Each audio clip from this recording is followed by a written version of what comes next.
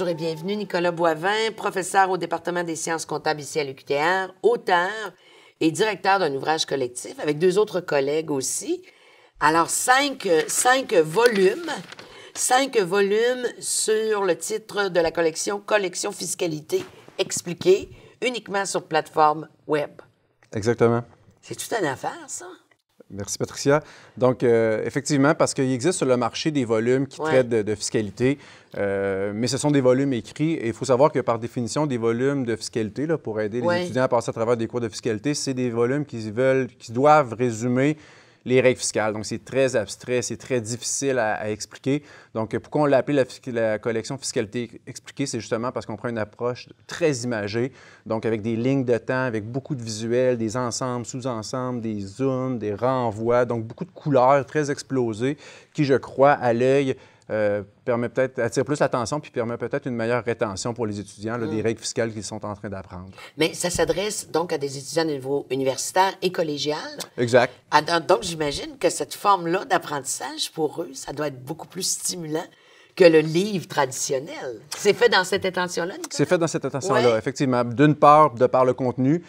Si on regarde les autres volumes qui traitent de fiscalité, effectivement, il n'y a pas beaucoup d'images.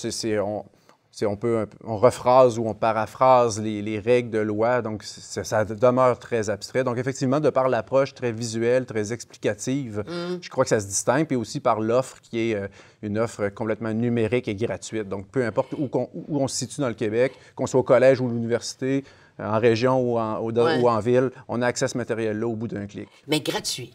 Tout à fait, gratuitement. Donc, ça veut dire qu'il n'y a pas de maison d'édition. Est-ce qu'il y a une maison d'édition derrière tout ça? Non, ça serait impossible avec une maison d'édition. Ça serait impossible. Voilà. Donc, c'est vous qui avez créé ce propre site-là? Oui, le site s'appelle fiscalitéuqtr.ca. C'est un principe de guichet unique, donc une seule adresse à retenir. Les étudiants se rendent à cette adresse-là et ont accès à une multitude d'ouvrages. Donc là, on parle des volumes qui sont numériques, mais s'ajoute à ça bien d'autres choses, une multiple capsules vidéo explicatives, les cours que l'on donne en classe. À l'intérieur de cette collection-là? Non, je déborde. Là, je parle de ce qu'on offre sur le site au complet. Oui.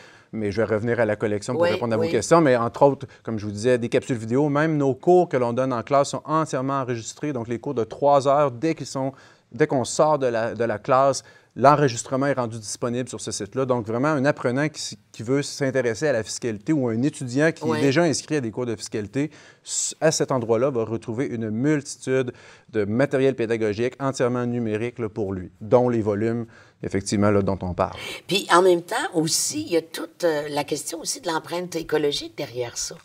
Le fait d'offrir ça, donc les étudiants n'ont pas imprimé ou quoi que ce soit, donc on sauve des arbres, hein? On sauve du papier, évidemment, par la force des choses. Et ça, c'était très présent en vous lorsque vous avez développé ce projet-là? Bien, tout le monde sait que lorsqu'on va vers le numérique, on va avoir un impact au niveau environnemental, mais le défi, c'est de le quantifier.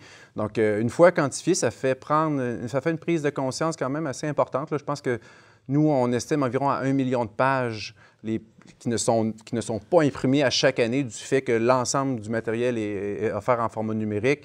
Ça représente environ 81 arbres épargnés par année. Multiplier ça par le nombre d'années de carrière qu'il me reste, on arrive à des résultats quand même assez intéressants. Puis je vous dirais aussi, pour certains étudiants qui ont, je dirais pas une réticence, mais qui sont moins à l'aise avec le format numérique, ça leur permet aussi de prendre conscience d'eux-mêmes à embarquer dans cette façon de faire-là. Eux aussi participent à cet impact-là positif. Oui, c'est ça. Il y en a 5, mais on va en parler de 2. Entre autres, il y a le tome 1 et le tome 2 sur conformité fiscale des particuliers, des entreprises, tome 1, tome 2. Quelles sont les différences entre les deux?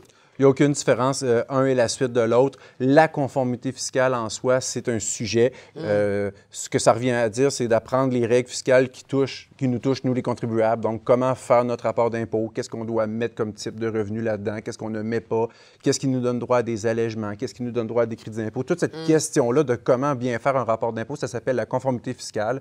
Et il y a 9 sujets.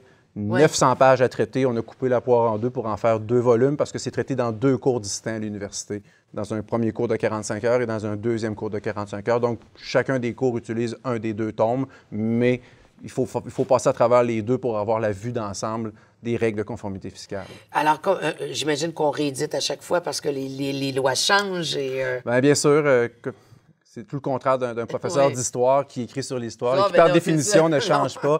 Donc, les règles fiscales, à chaque année d'imposition, à chaque nouveau dépôt de budget, d'annonce budgétaire, de documents gouvernemental, c'est complètement à refaire à chaque année. Là, donc, d'aller vérifier point par point, est-ce que les règles fiscales qu'on enseigne sont encore à jour? Est-ce qu'il faut faire des modifications? Est-ce qu'il faut faire des ajustements? Est-ce qu'il faut en enlever? Est-ce qu'il faut en ajouter? Mais il faut vraiment repasser le tout pour être sûr à chaque début de session universitaire ou à chaque début d'année universitaire Oui.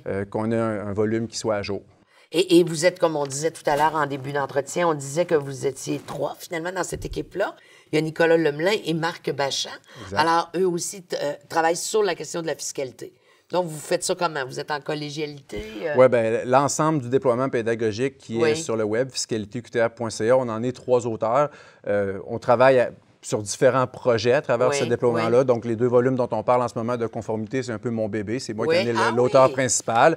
Mais pour d'autres ouvrages, ce sont les professeurs et mes amis Bachand et Lemelin qui sont les auteurs principaux. Aussi, on entretient beaucoup les réseaux sociaux avec nos étudiants, donc au quotidien. Vous êtes très branchés, hein, finalement, dans les 2 sens du terme. Hein. Vous êtes très branchés. Vous avez compris que, finalement, passer par cette forme-là d'apprentissage, c'est d'aller rejoindre directement les jeunes dans ce qu'ils font, dans la façon dont ils vivent, c'est-à-dire avec les réseaux sociaux, avec toutes ces plateformes-là. Vous avez raison, mais si je peux témoigner de ça aujourd'hui, c'est parce que je l'ai appris par essai-erreur. Je ne peux pas prétendre, il y a 10 ans, de savoir que m'en aller dans cette direction-là donnerait tous ces résultats-là. Enfin, honnêtement, là, sans trop de recherche, par essai-erreur ou par... On a osé le faire et aujourd'hui, on est très content du résultat. Mais une fois qu'on a mis le pied là-dedans, là, c'est-à-dire de quitter le monde des imprimés puis de s'en aller vers des ouvrages numériques, on ne peut plus changer de côté. On ne peut plus changer d'idée parce qu'à partir de maintenant, si je veux déployer du nouveau matériel pédagogique, je ne peux pas aller sur le papier. Il va falloir que ça s'attache au site pour que le site demeure un guichet unique et encore une fois, qu'à une seule adresse, il y ait un déploiement complet accessible à partir de là. Bien, écoutez, je vous félicite. Je suis bouche bée devant tant d'innovation et de technologie. Bravo. Vous avez été d'ailleurs primé. On vous a primé à quelques reprises pour votre enseignement, pour vos recherches et tout ça. Alors, bravo, félicitations. Puis on va vous suivre sur la plateforme web. Merci, Patricia. Merci beaucoup.